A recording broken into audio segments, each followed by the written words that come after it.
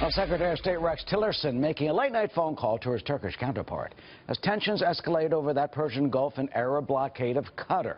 You know, the small Arab nation's been entirely cut off from its Arab neighbors for allegedly funding Islamist terrorist groups. The blockade causing some unintended humanitarian consequences, we're told. But will it force Qatar to change its ways? And what do the tensions there mean in our fight against ISIS and radical Islamic terrorism? Ambassador Dennis Ross joins us. He's a former Special Middle East Coordinator, Fox News Foreign Affairs analyst and author of the book, Doomed to Succeed, and he joins us today from Tel Aviv. Ambassador, first of all, can you tell us how bad is Qatar? I mean, they say it funds and gives shelter to the Muslim Brotherhood, Hamas leaders, and as the president said, Qatar backs terrorism on a, quote, very high level. Qatar has tried to play a double game. On the one hand, they allow us to use a very large base, and they help to make major contributions to that.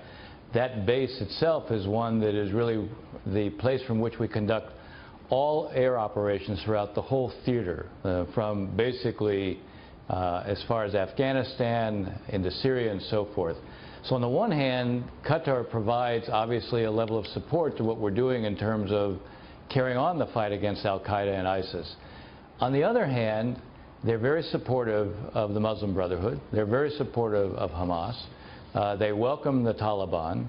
There's no question that historically they actually have provided funding for terrorist groups. In the last year, we've seen them begin to quietly go after some of the entities that the U.S. Treasury Department has singled out. So they have been responsive in that respect. But they also provide a huge platform through Al Jazeera to create a kind of legitimacy for radical Islamist views. And I can tell you, back when I was in the Obama administration, during the conflict in Libya, they were providing money and arms to the Islamist groups in Libya, the very ones that we did not want to see develop any kind of support. So what you're seeing is an effort on Qatar's part to have it both ways. What you see the Saudis, the Emiratis, the Bahrainis, and the Egyptians doing is saying, enough of that. That has to stop. I think one of our problems right now is it seems that the administration is really sending mixed messages. The president has been very tough, as you noted, in singling out Qatar and supporting what the Saudis are doing. We see the Secretary of State saying, look, we need to stop or at least de-escalate. The boycott is causing problems not only from a humanitarian standpoint, but from the standpoint of our military operations, and we really need to bring this under control. I can understand the need to do that, but it can't be done in a way that in the end allows Qatar a way to keep doing what it's doing. Well, do you think that they will stop having it both ways? What you just said was astounding, and not just the support for the Muslim Brotherhood and Hamas, but also for the Taliban, which just took credit for killing 3 of our Army Rangers. Do you think Qatar can actually possibly reform, or do we potentially risk the threat of having our air base, the largest in the region, you know, kicked out of there that we need to use in our fight against ISIS in Iraq and Syria? They won't kick us out because they see the reason they allow us to use the base is because they see it as a not so subtle indication that the United States is providing a security guarantee to them. That gives them, on the one hand, a kind of assurance and a license to do what they're doing on the other hand. I think the key here, Eric, is that we need to be the ones communicating to them that we won't continue to use this base. We will be prepared to look for alternatives and develop alternatives. They want this as a source of their security. They need to understand, unless they change their ways, they're putting that at risk. You ask the question, will they change their ways? Only if they see that the real cost with us is one that begins to raise questions about their security as they define it. And that may be happening already. Let me read you something from Heratz. The Qatar foreign minister said this: the U.S. views Hamas as a terrorist organization, but to the rest of the Arab nations it is a legitimate resistance movement. We do not support Hamas, he says. We support the Palestinian people. Now, it goes on to say, shortly after the break in ties emerged, Qatar confirmed that a number of top Hamas officials who were using the country as their base had left amid pressure on the oil-rich Gulf nation. So it seems they may be getting the message incrementally. What do they need to do to get it fully? Well, I think that would be a start. But they can't allow Al Jazeera to be used as a platform that it is right now to spread a message that basically legitimizes and makes okay a radical Islamist thought.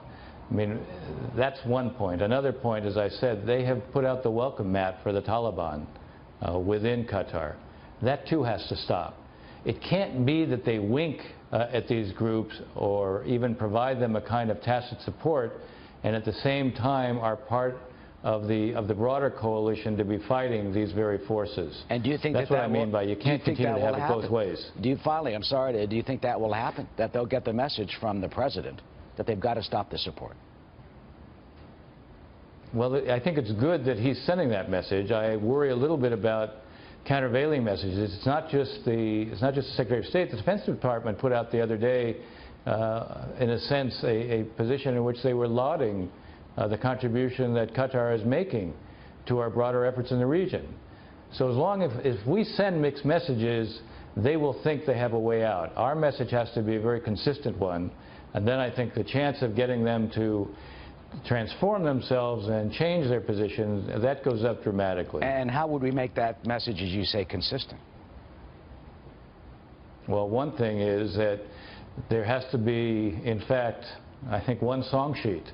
Everybody has to be singing off the same sheet of music when we speak to the Qataris. They have to understand, look, the American position is going to be, you can be a partner of the United States, but then you can't continue to be a partner to Hamas, to the Muslim Brotherhood, and you can't be putting out on Al Jazeera a network that they subsidize, a countervailing message.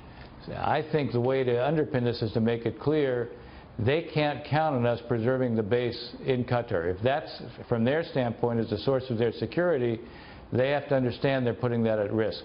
Unless we communicate that, not just having everybody singing off the same sheet of music, but make it very clear they're putting at risk what they themselves see as a source of their security. That, I think, is the best way to impress upon them they're running a risk and the price is unacceptable as they define it. Well, we certainly hope they get that message. Ambassador Dennis Ross from Tel Aviv on this Sunday. Ambassador, always good to see you. Thank you, as always, for joining us. Thank you.